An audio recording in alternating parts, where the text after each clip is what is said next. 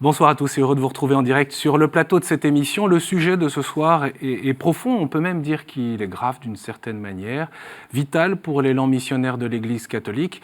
Dans l'actualité qui charrie depuis des mois des affaires mettant en cause des prêtres, on pense à la pédophilie ou à des abus divers, eh bien nous avons fait le choix d'aborder ce soir une question de fond. Qu'en est-il de la vie spirituelle des prêtres ? Eh bien oui, l'Église catholique s'interroge-t-elle suffisamment sur la vie spirituelle de ses prêtres ? La réponse semble couler de source et pourtant nous savons qu'elle est complexe, plus complexe qu'il n'y paraît. Il y a des non-dits parfois entre évêques et prêtres, entre prêtres eux-mêmes ou avec les fidèles laïcs, parce que ce n'est pas une question qui concerne que les prêtres, d'autant qu'à cette question se superpose aussi la baisse du nombre de vocations de prêtres diocésains. Alors comment laisser la place centrale à Dieu quand on est prêtre, qu'on a consacré toute sa vie à Dieu, quand dans son quotidien, eh bien, on doit porter cette charge pastorale, parfois complexe, sur des territoires de plus en plus grands. C'est peut-être ce que peuvent éprouver un certain nombre de prêtres qui pourtant, eh bien, encore une fois, ont consacré cette vie à Dieu pour être heureux, pour demeurer des pasteurs solides, rayonnants, selon le cœur de Dieu. Nous sommes avec Monseigneur Éric Aumonier, bonjour. Vous êtes évêque de Versailles depuis 15 ans, évêque depuis 20 ans, autrefois auxiliaire du diocèse de Paris. Vous êtes très engagé sur la question de la formation des prêtres. On sait aussi que votre diocèse, vous-même, est éprouvé par un certain nombre d'affaires qui ont eu lieu dernièrement. Quel est le lien, au fond, entre cette actualité difficile et la réalité de notre sujet de ce jour, la vie spirituelle des prêtres? Je trouve que c'est bien d'avoir choisi ce sujet, parce que la relation qu'un prêtre a avec Dieu, avec ses frères, avec lui-même, c'est avec ça qu'il va aussi aider ses frères chrétiens, laïcs, religieux, autres prêtres avec lui, à vivre une relation aussi avec Dieu et avec les autres. Donc, de la qualité de cette relation dépend beaucoup de choses. Et en même temps, la relation que Dieu a avec les fidèles, ça intéresse au premier chef le prêtre. On va bien sûr en discuter tout au long de cette émission, dans le contexte tel qu'on le connaît, percevoir un peu quels sont les obstacles ou les moyens de cette vie spirituelle pour les prêtres. Merci en tout cas beaucoup d'avoir accepté notre invitation. Et sur ce plateau, eh bien, nous avons différents prêtres qui sont présents. Le père Philippe Caradjé, qui est de la Société Saint-Jean-Marie Vianney, le père Sébastien Coureau, curé dans le diocèse de Nevers, le père Guillaume Lanchet, qui est du diocèse de Blois, le père Philippe Marcet, qui est curé d'une grosse paroisse dans le nord de Paris, dans le 18e, Notre-Dame de Clignancourt. Et puis, je le disais tout à l'heure, la vie spirituelle de prêtre, ce n'est pas qu'une affaire de prêtre. C'est la raison pour laquelle nous avons souhaité inviter une mère de famille de 3 enfants, paroissienne dans les Yvelines, à Montigny et voisin le Bretonneux. Anaïs Sureau, merci beaucoup d'être là. Peut-être d'ailleurs, je vais vous passer la parole, mais je le rappelle, pour ceux qui souhaitent réagir en direct tout au long de cette émission, il y a bien sûr un hashtag qui est SLBUI. Voilà, n'hésitez pas sur les réseaux sociaux, dont notamment Twitter, et puis un email pour ceux qui souhaitent envoyer des questions sans langue de buis @ktotv.com. N'hésitez pas donc à réagir tout au long de cette émission. Anaïs, vous avez la parole. Oui, c'est vrai que cette question, nous aussi en tant que laïcs, elle nous touche énormément parce qu'on est blessé, on est heurté par tout ce qu'on peut lire, on peut voir sur l'Église. Et je ne parle pas des questions de pédophilie et d'abus qui sont encore un sujet à part. Mais c'est vrai qu'en tant que laïc profondément attaché à l'Église et aimant profondément les prêtres, toute annonce de prêtre qui quitte son sacerdoce alors qu'il avait donné un oui sincère, toute annonce de dépression, moi je sais que les dépressions des prêtres, mais ça me bouleverse. Je me dis, mais il n'y a plus d'espérance dans cette vie de prêtre. On veut comprendre, et on a du mal à comprendre. Et pour pouvoir, nous, tenir notre place de laïc aux côtés de nos prêtres, on a besoin de comprendre ce qu'ils vivent, ce qui se passe, et ce qui les met dans de telles situations qui les font s'éloigner de cette vocation à laquelle ils étaient appelés dans leur état de vie, dans le sacerdoce. Donc c'est Monseigneur Aumonier, voilà, j'attends aussi de vous de pouvoir mieux comprendre ce qui se passe et dans notre diocèse où on est aussi justement particulièrement touché ces derniers temps. Je suis comme vous triste de cela. une chose que je remarque, c'est lorsque le prêtre garde des relations profondes avec ses frères prêtres, avec son évêque, ça ne se passe pas pareil que lorsque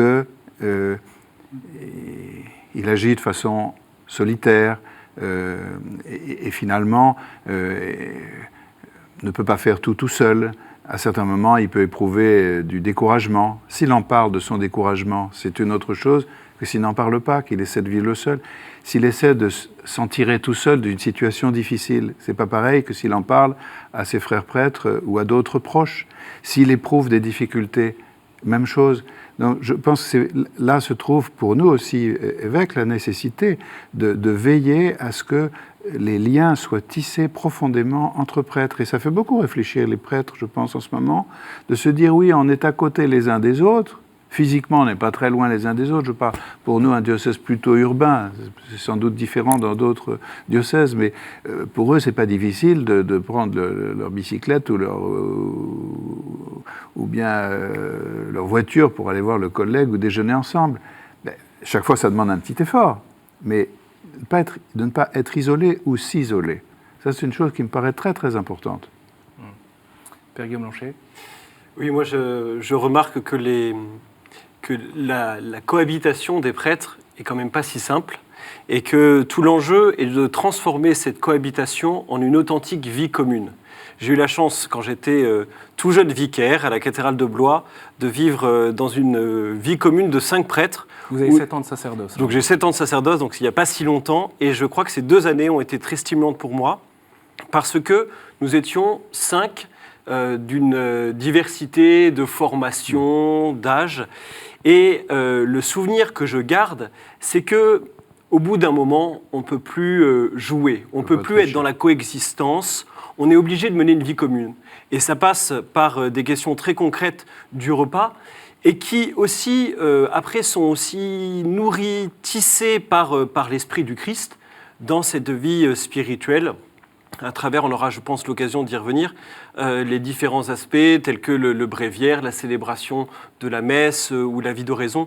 Mais ce qui me semble très important, c'est qu'on ne soit pas simplement dans une vie commune où on met des prêtres dans une même maison, mais vraiment dans une vie commune un peu de l'ordre religieux. Alors là aussi, on aura l'occasion de peut-être approfondir cela. Si je comprends bien, ce n'est pas une vie commune pour une vie commune, c'est une vie commune pour la mission, c'est-à-dire et avec une réflexion ensemble et une prière pour ceux auxquels vous êtes envoyés. Mais à la fois pour la conversion personnelle et le rayonnement pastoral. Oui. Père Karadji. Oui, moi, il me semble que ce qui me vient en tout cas au cœur, c'est que d'abord cette réalité toute simple, que nous sommes tous des pauvres, nous sommes tous pécheurs. Nous sommes tous avec nos limites, nous faisons cette expérience de la miséricorde. Alors, il me semble qu'il y a quelque chose qui nous ramène à cet essentiel. Nous avons tous besoin d'être sauvés dans notre humanité, dans notre manière d'être et il me semble que... On aurait tendance à l'oublier, ça ? Il me semble qu'en tout cas, le premier mot qui me vient à l'esprit, c'est l'humilité. Nous ne sommes pas plus forts que les autres. Et le fait, d'ailleurs, d'être vulnérable et de se savoir vulnérable, et nous sommes tous vulnérables, à mon avis, est une bonne chose. Oui. C'est-à-dire qu'au fond, cela nous oblige à aller à l'essentiel, c'est-à-dire à compter sur le Christ et à ne pas compter sur nos propres forces, sur notre propre itinéraire de sanctification. Non. Voilà, l'humilité nous ramène à ce réel et à l'acceptation de ce que nous sommes avec nos limites. Moi, je dirais aussi qu'il y a des lieux où on apprend justement à cultiver cette spiritualité et que, par exemple, le presbytère, si on a la chance d'être plus de 2 prêtres ensemble, n'est pas forcément un lieu où on peut partager beaucoup sur le fort interne. Donc il faut que, je crois que pour équilibrer la vie d'un prêtre, en tout cas c'est moi l'expérience que j'ai avec mes 29 ans de sacerdoce, c'est d'avoir un lieu de fort interne, c'est-à-dire un lieu de confession, un lieu de parole, un super lieu d'amitié sacerdotale, où on peut se défouler sans avoir peur de faire honte, où on peut être frère et être ami. d'avoir des amis, des familles, une ou deux familles vraiment amies, où on peut être 100% soi et sans être jugé. Et puis un lieu de fraternité, quand on a un presbytère, où on s'apprécie, on ne se juge pas, on ne se fait pas des petites boîtes chacun, en disant toi tu es responsable des jeunes, toi tu es responsable des... etc. Mais ça c'est important pour se mettre en valeur les uns les autres. C'est intéressant de voir que, en parlant de la vie spirituelle, on parle beaucoup de vie fraternelle. C'est normal parce que la vie spirituelle, c'est quand même la vie selon l'Esprit Saint. Et l'Esprit Saint, c'est la charité, c'est la communion des personnes, c'est pas abstrait. Et donc, on ne peut pas avoir une vie spirituelle qui ne soit pas une vie de charité. Et on ne peut pas avoir non plus de charité sans vraie humilité, vous avez raison. Et ce savoir faible, je pense toujours à l'image et au personnage de David. Il se trouve devant Goliath, il sait qu'il est faible, il ne va pas se prendre une armure pour aller rencontrer Goliath. Il est tout pauvre et il se sait pauvre. Voilà. Et donc il est prudent.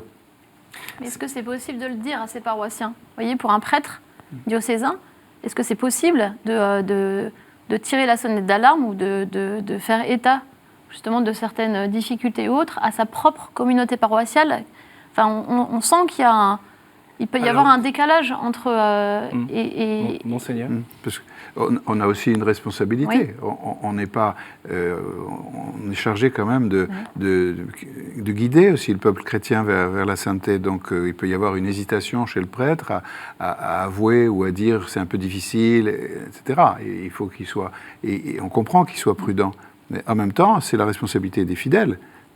Quand ils voient qu'il y a un burn-out, comme on dit, n'est-ce pas, aujourd'hui, un burn-out qui se prépare, de tirer les sonnettes d'alarme. Et ça, il faut le faire. Il ne faut pas sans arrêt dire « Ah ben, c'est le prêtre, on va le laisser, c'est le prêtre, c'est le prêtre ». Non, il faut prendre vos responsabilités aussi. Père Carlu. Oui, ça, il me paraît clair que, de fait, il y a prêtre laïque, mais on est avant tout d'abord frères et sœurs dans le Seigneur. On est frères et sœurs. On est responsables les uns des autres de par notre baptême. Il y a déjà une vie ecclésiale, une vie ensemble, et c'est vrai que, eh bien, on a cette attention délicate les uns envers les autres. Ceci dit, je voudrais reprendre quelque chose que l'on a abordé, la question de l'accompagnement spirituel. Et c'est vrai que les prêtres ont besoin, comme les autres, de cet accompagnement spirituel, d'un frère avec qui on peut vraiment parler. Mais il me semble qu'il y a une difficulté que je perçois. Il ne suffit pas d'avoir un père spirituel, il ne suffit pas d'avoir un accompagnateur spirituel. C'est qu'est-ce qui va me permettre vraiment d'ouvrir mon cœur. Et je sens bien qu'on peut avoir un père spirituel sans que ça fonctionne, c'est-à-dire sans qu'il y ait vraiment cette ouverture du cœur. Et je pense que c'est un des enjeux de la formation, c'est sans doute de permettre... on apprend finalement à s'accueillir avec ce que nous sommes, avec nos difficultés, finalement... On apprend, et c'est ça la vie spirituelle, à intégrer nos limites et à pouvoir en parler, ouvrir son cœur. Et je crois qu'aujourd'hui, ce n'est pas une chose si simple que d'avoir cette simplicité, cette humilité, de reconnaître que nous avons tous des fragilités. Enfin, moi, il me semble... Le pape François montre l'exemple quand il va lui-même s'agenouiller et se confesser devant les caméras de télévision. Il le fait, c'est aussi un acte de témoignage. C'est aussi manifester cette nécessité, y compris pour le pape, mais qui est un prêtre, de cet accompagnement. Vous dites, Père Marcet, qu'il ne faut pas jouer à cache-cache avec la vérité Avec sa propre vérité. C'est pour ça qu'il faut des lieux... Parce que quand on est un peu tous plus ou moins en façade ou en apparence, enfin, je veux dire, quand on est un homme public, qu'on nous rencontre dans la rue, qu'on nous écoute, il y a des tas de gens qui nous connaissent et qu'on ne reconnaît pas forcément. Et donc on peut jouer un rôle, et je pense que le lieu de la paternité spirituelle ou le lieu de la fraternité spirituelle, ce sont des lieux où on joue plus à cache-cache, comme un homme et une femme dans un couple, quoi. Si on joue à cache-cache l'un avec l'autre, on ne sait plus qui on aime et on ne sait plus qui on est non plus. C'est quelque chose qu'un évêque dit à ses prêtres, concrètement, Monseigneur Aumônier ? Il y a des choses qu'on dit et il y a des choses qu'on essaie de faire. J'essaie d'essayer d'agir en même temps que de parler. Parce que ça serait mal reçu ou pas compris? Non, parce que je pense qu'il ne suffit pas de parler, il faut agir. Et donc, il y a deux choses qui me paraissent importantes. C'est vraiment la construction et l'animation, quelquefois musclée, du presbytérium, c'est-à-dire de tous les prêtres d'un diocèse, avec des générations très différentes, des sensibilités très différentes, etc. Et bien moi, comme évêque, je me dis toujours, est-ce que tu fais tout ce que tu as à faire, et selon ta responsabilité, pour que les anciens soient écoutés par les jeunes et réciproquement, et qu'il y ait une confiance réciproque qui se construise effectivement, pas en théorie. Et ça, c'est un vrai travail, je peux vous assurer. Pas un travail si difficile que ça, mais qu'il faut sans arrêt reprendre. Ça, c'est un point très important. Et le deuxième point, c'est qu'entre l'évêque et les prêtres existe une relation fraternelle, filiale, réelle. Le Concile parle de relations d'obéissance effective et affective.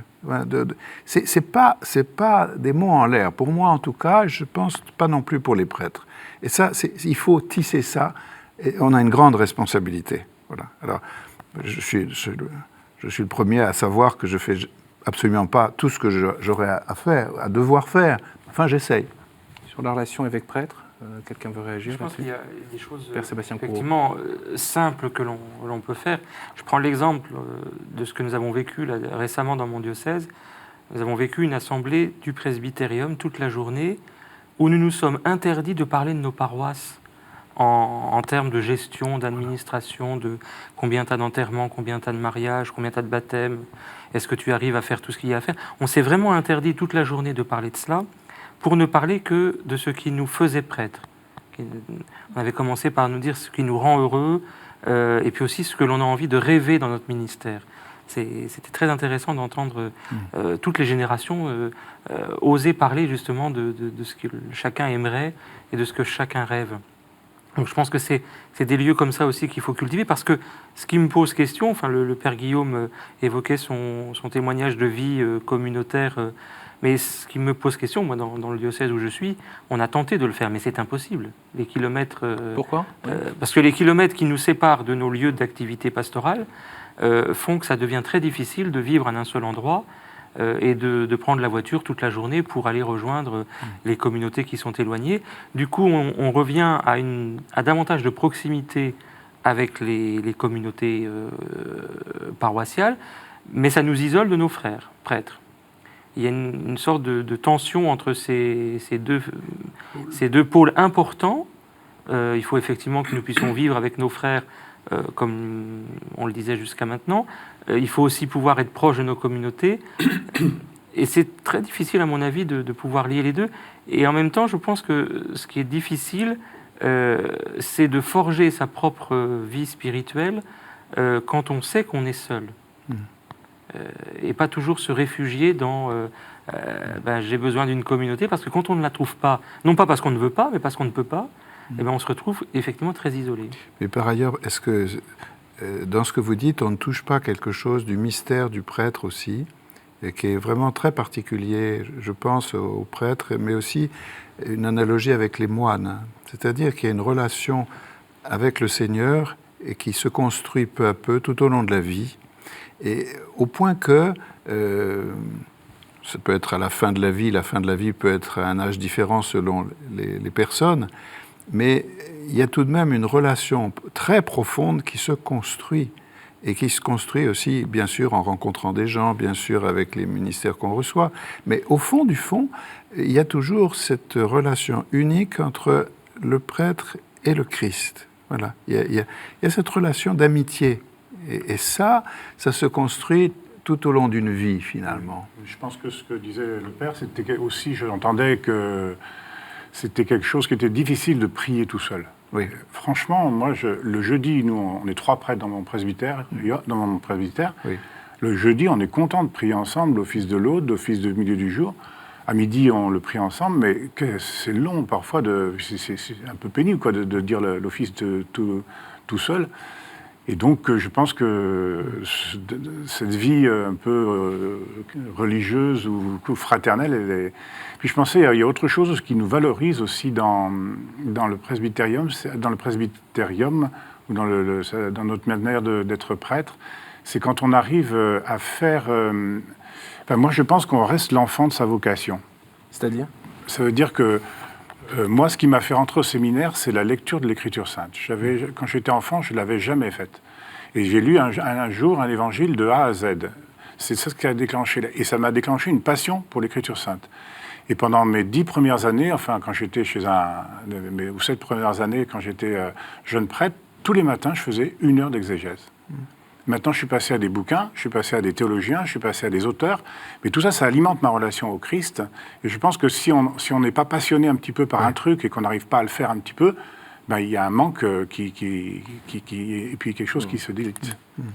Je crois que sur la relation avec le Christ, c'est très intéressant qu'on soit passé de la vie fraternelle à la relation avec le Christ, parce qu'il y a un leurre qu'il faut débusquer. Que vous avez débusqué dans votre... que j'essaye du moins, c'est que la vie commune, que ce soit la vie commune des prêtres ou même les relations qu'on peut avoir avec des paroissiens ou même des familles amies, et c'est vrai que c'est très important, que ce soit un leurre sur l'importance de la relation personnelle. Nous avions, parce que nous étions dans le même séminaire, avec le Père Sébastien, notre supérieur nous disait, dans la vie commune, les meilleurs éléments, eh bien, c'est ceux aussi qui sont capables d'être seuls. Et merci, Monseigneur, de prendre cette image des moines, parce qu'on sait toute l'importance et parfois le poids et l'aridité de la vie commune quand on est à côté du même à table et à l'office. Mais en même temps, ils sont capables d'être dans leur cellule et de faire oraison. Et je crois que là-dessus, il faut avoir, quand on est prêtre, et c'est la responsabilité de nos évêques, de ceux qui nous entourent, mais même aussi notre responsabilité personnelle, d'accepter cette part de tension.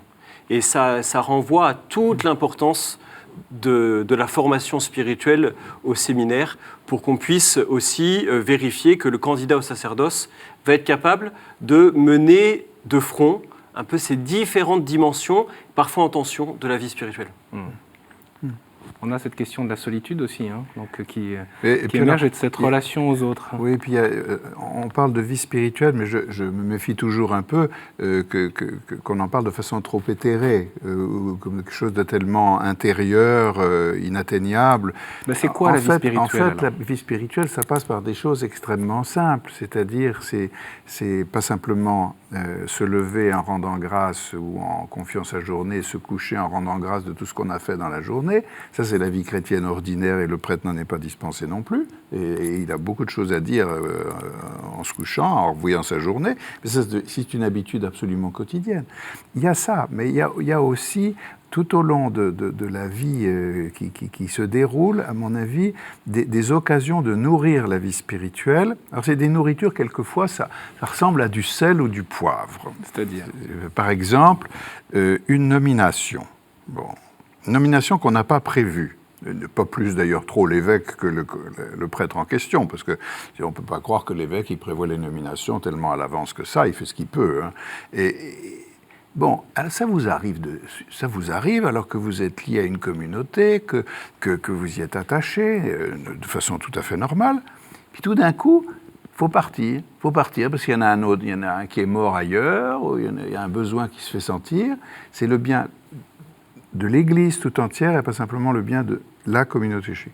Eh bien, n'empêche que ça fait grandir. C'est autre chose si on se raidit ou si on dit non, c'est mauvais pour mon équilibre, je veux bien tout ce qu'on veut, mais pas ça. C'est pas pareil que de dire aussi écoutez, je comprends pas, c'est difficile, je vous exprime, mais voilà. Et d'intégrer ça et ça, c'est quelque chose de... Je parlais de poivre, mais c'est quelquefois vraiment difficile. Et ça, j'ai bien conscience, quelquefois, par ma mission, de demander des choses difficiles. Voilà. Et je n'ai pas toujours... j'ai pris cet exemple-là, mais il y en a beaucoup d'autres, beaucoup plus modestes peut-être, ou beaucoup plus ordinaires, dans la vie ordinaire, vous voyez, qui jouent. Il y a l'obéissance. Ça me paraît très D'ailleurs, le important. directoire je ne suis pas un spécialiste, mais du ministère et de la vie des prêtres insiste sur ces quelques traits spécifiques. Comment est-ce qu'on la pauvreté. Ensemble, et puis la pauvreté aussi, le rapport au bien. Si on s'accroche aux quelques biens qu'on a réussi à accumuler tant bien que mal pour son petit confort personnel, et tout le monde a droit à un confort personnel, mais bon, est-ce qu'on est assez libre par rapport à ça? C'est la question de la liberté par rapport au bien, par rapport aux choses. Et je suis très admiratif, moi, de laïcs qui, après 3 ans, avoir vécu quelque part avec la famille et tout, à cause du métier, d'un changement de métier, d'un changement de boulot, ils doivent déménager de ville, etc. Bon, et puis ils s'en vont, et avec vraiment, ça leur coûte beaucoup plus qu'à nous, presque. Donc, je trouve que là, ça marque notre vie spirituelle, quand même, très concrètement, vous voyez. Je pense que ce que vous dites, les débats comme ça des prêtres, ça fait aussi grandir les laïcs dans leur amour, dans leur lien avec le Christ. Plutôt que de s'accaparer justement le prêtre, de revivre ce rôle du prêtre et dans l'Église, de le redonner pour réaccueillir un autre précurseur. Qu'est-ce qui rend capable de vivre ça selon sa vocation? Pour ceux qui ont déjà une certaine expérience, qui me semble-t-il, et on s'aperçoit bien que si on rentre volontiers dans ce qui nous est demandé, on est beaucoup plus libre, curieusement. Voilà. Et on éprouve qu'on est libre. J'ai souvent observé ça. Bon, alors, vous me direz, moi je suis évêque sur Versailles ça fait 15 ans, donc je n'ai pas beaucoup changé, mais j'observe ça chez mes frères prêtres. Et je vois la liberté extraordinaire de comportement de tel et tel prêtre qui ont eu beaucoup de postes différents, qui sont d'une disponibilité admirable. Moi, je suis rempli d'admiration. Là, il y a une vie spirituelle profonde. Je suis ravi de vous entendre dire que la spiritualité du prêtre se nourrit de ce qu'il vit au quotidien, que ce soit du sel, du poivre ou un délicieux caramel. Mais justement, si on se nourrit de ce que l'on vit et que ce que l'on vit peut être aride, notre capacité à nous émerveiller et à rencontrer le Seigneur dans cet émerveillement, justement, s'amoindrit. Et c'est là où les difficultés apparaissent. C'est que est-ce qu'on est encore capable aujourd'hui de former les séminaristes et les jeunes prêtres à une authentique spiritualité du prêtre diocésain en tenant compte de l'évolution extrêmement rapide qui a eu lieu ces 20 dernières années sur la situation concrète des communautés paroissiales, des diocèses, des réalités de diminution de nombre de prêtres, des choses qui altèrent vraiment, objectivement, cette nourriture spirituelle qui devrait être la nôtre. Oui, je crois que vous avez parfaitement raison et qu'on doit, devant les circonstances, enfin les conditions de vie actuelles, les mouvements de population, les répartitions des personnes selon les lieux, il faut prendre des mesures. Alors, bien sûr, nous pensons que peut-être nous tardons trop à prendre certaines mesures. Peut-être. Mais je vois des confrères de diocèses très ruraux, comme votre diocèse. Si j'étais à leur place, je ne sais pas ce que je ferais, tout en me disant il faudrait prendre des mesures. Et puis pour mon propre diocèse, je suis sûr que j'ai des mesures à prendre importantes de cet ordre-là. Voilà. Et en même temps, voilà. C'est pour ça qu'il me semble qu'il y a un autre aspect qui est un peu vis-à-vis de ce qu'on est en train de dire, c'est l'aspect de l'amour de l'Église, l'amour de ses villes, l'amour de son diocèse, et puis l'estime pour les autres prêtres, l'estime pour son évêque. Parce que si on considère toujours que soit son évêque, soit un autre prêtre, c'est soit un concurrent, soit quelqu'un qui n'a pas compris, on se situe dans une telle relation d'agressivité qu'un jour on peut en venir à en avoir ras-le-bol soi-même ou à quitter. Et donc il y a un enjeu dans le petit nombre que l'on est, prêtre, c'est de ne pas dire du mal les uns des autres, c'est ce qui est déjà bien. Mais est-ce qu'il ne faut pas quand même reprendre, moi, je reprends quand même la question du départ, la question de fond. qui est les blessures que l'on a pu recevoir, qui ont atteint notre cœur. Nous, le trésor, c'est le Christ. Mais est-ce que vous ne croyez pas qu'on doit d'abord, vraiment, c'est d'abord une immense action de grâce de tous ceux qui nous ont aidés à rencontrer le Christ, et entre autres certains prêtres qui nous ont marqués. Et moi, il me semble que nous prêtres, nous souffrons un petit peu du fait qu'on ne parle du prêtre qu'en tant que problème, en tant que difficulté. Le prêtre, c'est quand même une vocation extraordinaire, le fait de donner Dieu. Et c'est vrai qu'aujourd'hui, ce qui nourrit aussi notre vie spirituelle, c'est le fait de la joie des gens simplement d'avoir la visite du prêtre. C'est-à-dire, il y a une attente profonde de se laisser conduire, de se laisser abreuver, de se laisser... Et il me semble que dans mon cœur, en tout cas, c'est d'abord une action de grâce, un émerveillement pour tout ce que nous avons reçu de l'Église et de tous ces prêtres que nous avons rencontrés et qui nous ont fait grandir. C'est quand même un cadeau extraordinaire. Il y a Joël qui nous dit sur Twitter, quel est le rôle des laïcs justement dans la vie spirituelle des prêtres ? Il est majeur. C'est la nourriture. J'ose vous comparer à une nourriture, c'est pas bien, mais vous êtes notre nourriture quotidienne. Je rentre du pèlerinage diocésain à Lourdes, où il y avait 200 malades qui dirigeaient le pèlerinage finalement, et qui étaient comme le moteur de la prière de tous, avec des jeunes qui les entouraient et qui les accompagnaient. Et moi, je suis sorti de là complètement regonflé. Je n'étais pas complètement dégonflé en allant à Lourdes, mais ça m'a fait un bien fou, parce que j'ai vu la foi. C'est pas à cause de moi, c'est parce que les personnes qui étaient là témoignaient de leur amour du Christ, du Seigneur, de la Vierge Marie. Et pour eux, le cœur de leur vie, c'était l'amour des autres qu'ils puisaient dans l'amour de Dieu. Et ça, je le voyais chez des malades, des gens qui étaient dans une hyper fragilité et qui étaient capables de le dire avec un mot, un sourire. Voilà. Et ça, donc, c'est notre nourriture absolument quotidienne, je pense. D'ailleurs, qu'on soit prêtre dans le ministère pastoral en paroisse ou qu'on soit moine. C'est une source de joie que cette action de Dieu dans les cœurs et que la vie missionnaire de l'Église portée par des chrétiens, voilà, parce qu'ils sont en plein cœur du monde, ils sont comme les autres, mais ils sont quand même, et ils sont tout à fait un foyer de charité au cœur du monde.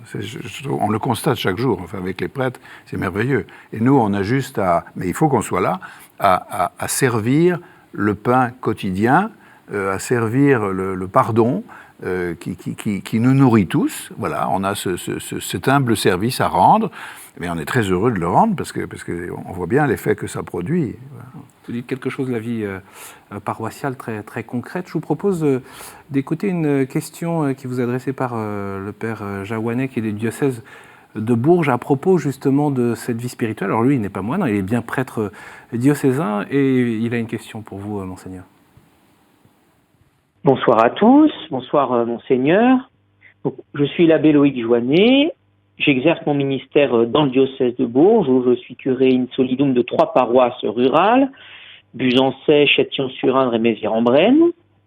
J'ai pu, après mon ordination en 2010, approfondir ma réflexion sur la vie spirituelle dans un cursus d'études, dans lequel j'ai travaillé sur l'école française de spiritualité, avec en arrière-fond un questionnement autour de la possibilité, de l'importance d'une vie spirituelle qui s'enracine dans la mission pastorale. Les questions de la vie spirituelle des prêtres m'intéressent. J'assure un cours d'introduction à la vie spirituelle au séminaire d'Orléans.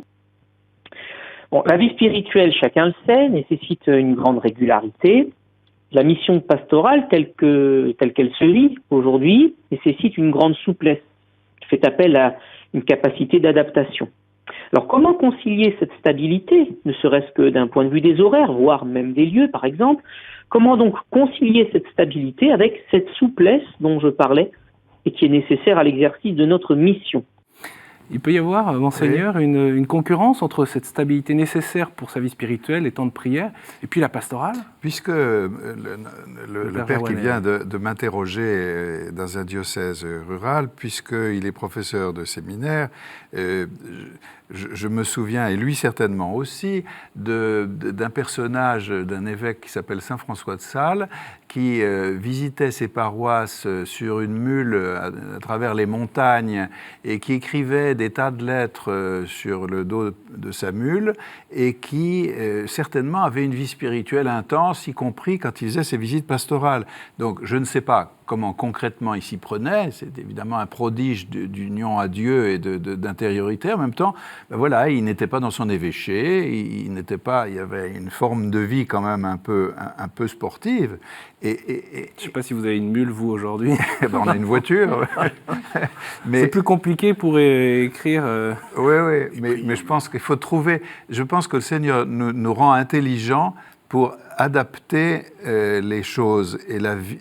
C'est-à-dire, on trouve toujours, je pense, comment adapter au mieux selon le mode de vie qu'on a. En même temps, ben, il y a peut-être, y a-t-il des choses qu'il faut refuser en disant mais mon père, je ne suis pas à votre place, donc c'est vous qui répondez le mieux à la question.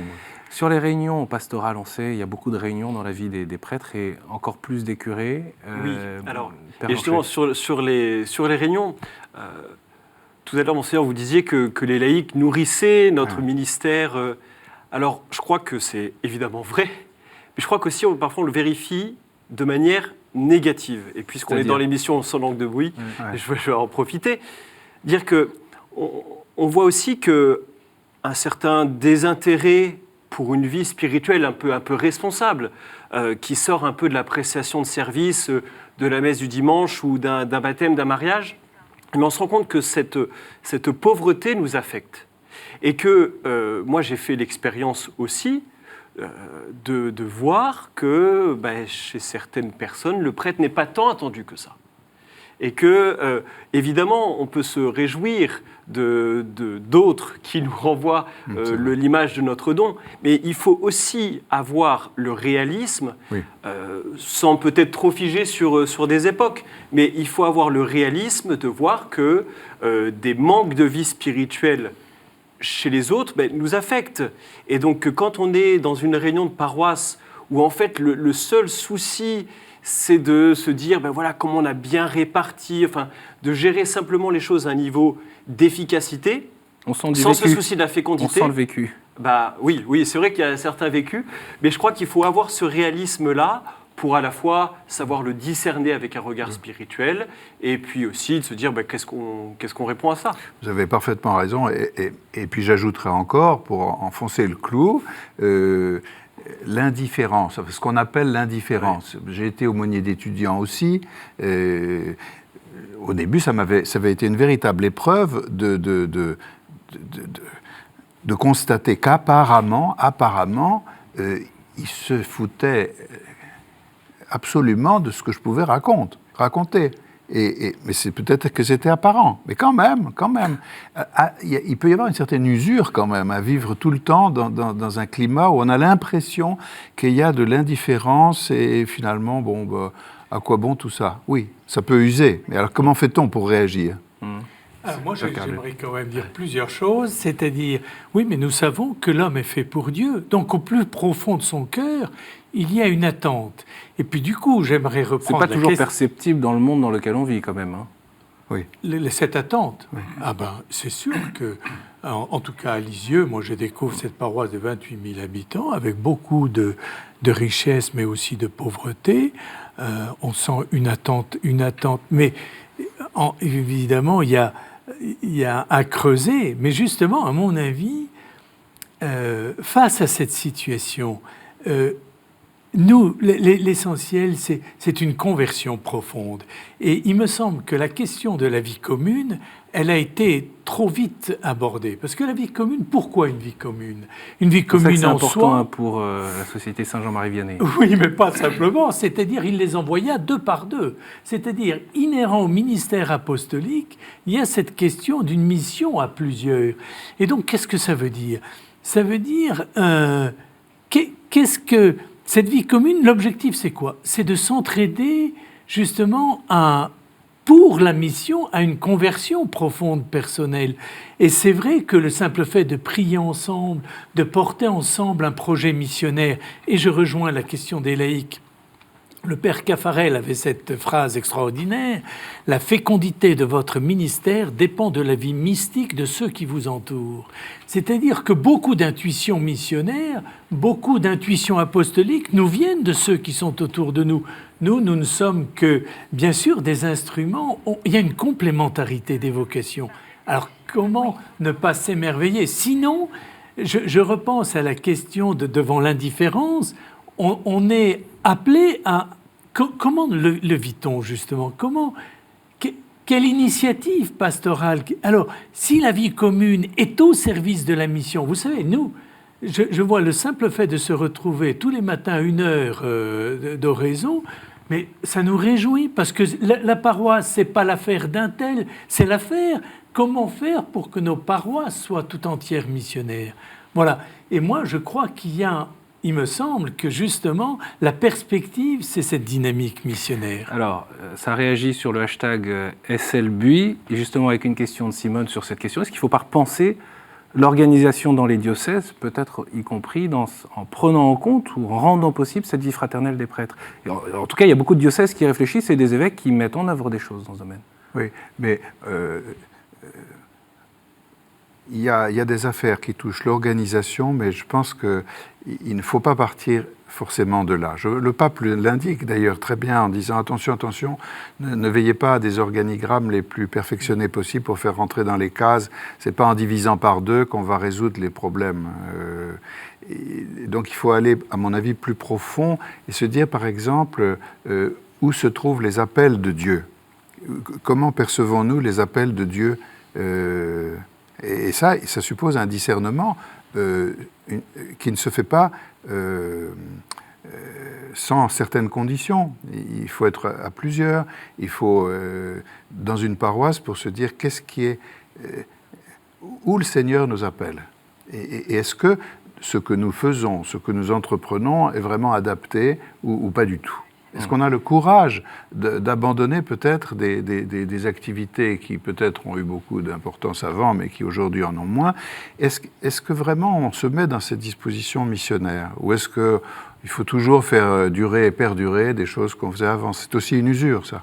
Père Sébastien, et puis... Oui. Est-ce que nous savons, nous aussi, nous adapter aux différents publics auxquels on s'adresse? Parce que si on a des homélies toutes prêtes pour les baptêmes et qu'on l'a fait copier-coller, quelle que soit la famille qu'on a en face de soi, c'est sûr qu'à la fois le seul fait de répéter nous rend pas très intéressant, mais en plus les gens les perçoivent bien. Donc je pense qu'il y a un feeling sacerdotal qui s'installe au fur et à mesure qu'on a de l'expérience, pour arriver à mettre un peu d'humour, à mettre un peu de distance, à mettre un peu de joie, à comprendre à quel niveau on peut rejoindre la personne. Et je pense que, moi je découvre, en tout cas dans mon ministère, que ce qui change ma vie de prêtre, c'est d'écouter. Parce qu'on est tous programmés prêtres pour parler, et en fait, c'est Shema Israël d'abord, c'est écoute mon fils, c'est écoute, et donc l'écoute de la réalité, de la pauvreté ou de la souffrance ou de la joie me fait être autre. Oui, oui. Père Sébastien, puis après Père Guillaume. Je reviens sur justement la tension entre notre volonté, notre désir de nous émerveiller, de nous nourrir de ce que nous vivons au quotidien, et en même temps de cette indifférence qui fait que même si tous les hommes ont ce désir de Dieu, on a l'impression que ce désir est souvent bien enfoui et qu'on a du mal à le percevoir. Avant même de l'éveiller, on a du mal à le percevoir. Et il y a peut-être aussi cette difficulté du temps. Accepter que ce que je vais faire, ce soit pas moi qui vais en récolter les fruits. Voilà. Effectivement, il y aura peut-être une première rencontre avec une première communauté qui sera difficile parce qu'on aura l'impression qu'ils n'ont envie de rien. Et puis c'est quand on part qu'on apprend. Il y a toujours plus de monde au pot de départ d'un prêtre qu'à son pot d'arrivée. Ça veut bien dire qu'il a semé quelque chose, mais nous, on ne l'a pas forcément vu parce que peut-être on s'est mis la barre trop haut, on désirait voir trop de choses et on ne les a pas vues. Et puis c'est le 3e ou 4e successeur qui va récolter ce qui a été semé. Donc je pense que une première difficulté, c'est d'accepter que le temps fasse aussi son œuvre, et puis peut-être aussi d'accepter de changer, effectivement, comme vous dites, de se remettre en cause, de changer notre façon de faire, et puis oser proposer des choses. Si la vie spirituelle de ceux qui nous entourent, ou la vie mystique, comme disait le Père Caffarel, produit de la fécondité dans notre propre ministère, c'est aussi à nous de nourrir la vie spirituelle de nos fidèles. Et je pense qu'il y a peut-être aussi quelquefois une tentation de dire, mais on ne va pas trop leur en donner parce qu'ils n'en demandent pas trop. Moi, je pense le contraire. Vous avez raison. Et je crois que vous soulignez justement la différence entre l'efficacité et les fruits. Notre désir humain très naturel de voir immédiatement l'efficacité. Et puis nos manières de vivre aujourd'hui, nos tics commerciaux ou nos tics de communication qui font que, voilà, il faut voir un résultat, et chiffré en plus. Or, ce que le Seigneur nous indique et nous dit, nous demande, c'est de porter du fruit, et un fruit qui demeure. Pas forcément un fruit qui se voit, mais un fruit qui demeure. Pas tout à fait pareil. Et je crois que j'aime bien votre insistance sur ce point-là. Oui. Père Guillaume Blanchet. Je crois que tout l'enjeu du sujet qu'on a ce soir sur la vie spirituelle est une manière de pouvoir justement répondre à cette difficulté qu'on perçoit. Et on voit bien qu'on a besoin des uns des autres et pas simplement de moyens techniques, d'organisation. On n'a pas besoin que des prêtres, mais on doit aussi s'appuyer sur nos frères et sœurs laïcs. Mais je crois que, du coup, une de mes espérances, parce que moi, j'arrive à un moment de continuité, là, je vais arriver dans une nouvelle paroisse, c'est pas encore su, mais voilà. Et du coup, moi, ce que j'attends quand je vais arriver, c'est évidemment qu'on me dise un peu la vie du terrain, mais pas simplement que l'organisation. Et de pouvoir avoir avec les prêtres qui pourront collaborer avec moi, mais aussi les fidèles collaborateurs laïcs que j'aurai, de pouvoir avoir justement aussi ce regard du Christ, parce qu'ils sont aussi baptisés, confirmés, et donc ce regard du Christ sur ma manière de voir. Et je crois que c'est ainsi, en vivant la paroisse comme une réalité plus théologale plutôt qu'organisationnelle, eh bien qu'on arrivera à pouvoir relever le défi de la nouvelle évangélisation. Ouais, il y a l'abbé Cario qui dit sur Twitter, avec ce fameux hashtag SLBUI, les 15 000 confessions pendant l'ostension de la Sainte Tunique ont réjoui les prêtres, la charité pastorale, c'est tout donné. J'y étais, je peux vous le dire. Oui. Ah oui.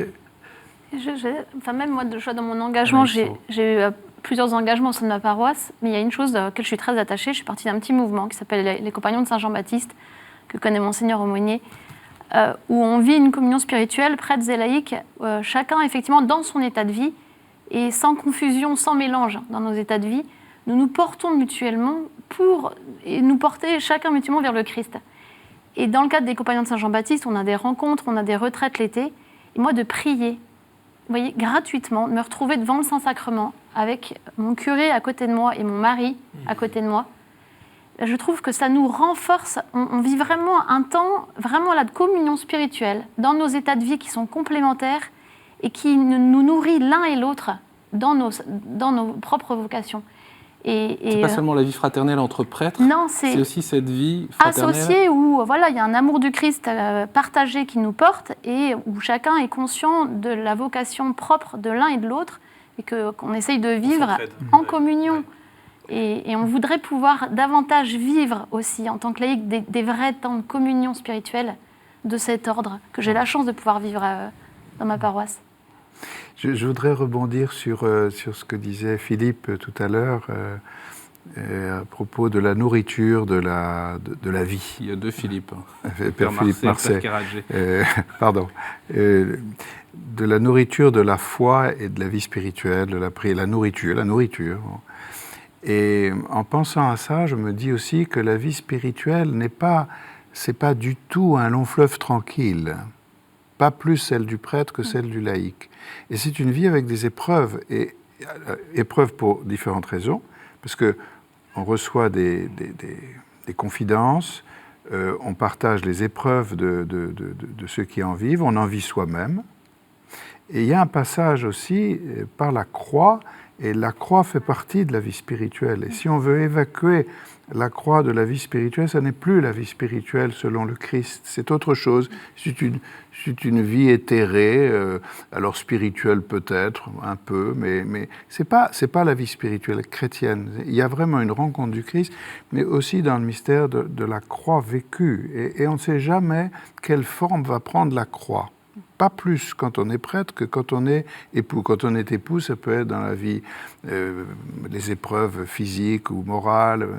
Et quand on est prêtre, c'est pareil. Il peut y avoir des grands coups, des grandes épreuves, voilà. Et parfois même aussi des épreuves de nuit de la foi, où on est appelé à annoncer le mystère de Dieu auquel on croit de tout son cœur, mais auquel on ne ressent plus rien, ou pas grand-chose. Et ça fait partie de la vie spirituelle tout au long du parcours. C'est pas du tout... voilà. Je ne veux pas dire, parce que ça n'est pas un long fleuve tranquille, je ne veux pas dire que ce soit un décrescendo, c'est plutôt un crescendo, mais avec c'est en dents de scie un peu. Et donc, je crois qu'il ne faut surtout pas oublier ça. Et donc, nous entraider, le savoir, être discret, mais savoir ça. Votre propos prend évidemment tout son sens avec cette proximité de la fête des rameaux, oui. La semaine sainte, d'une certaine manière, le cheminement vers la fête de Pâques. Il y a différentes questions qui arrivent encore sur Internet. On arrive au terme de cette émission. Je donne droit à l'une d'elles, du Père Florent. Et il est difficile aujourd'hui pour les prêtres de trouver des accompagnateurs spirituels. Vous avez tout à fait raison. Former un accompagnateur spirituel demande des années d'expérience, à moins d'une grâce particulière qui peut être donnée à quelques personnes qui ont une sagesse très grande, pas à exclure bien sûr, mais de toute façon il faut du temps. Et donc on est dans une situation difficile dans beaucoup de diocèses où nous cherchons des prêtres et on peut aussi demander à des laïcs d'exercer un ministère, une écoute, d'écoute spirituelle, mais il faut vraiment prier pour que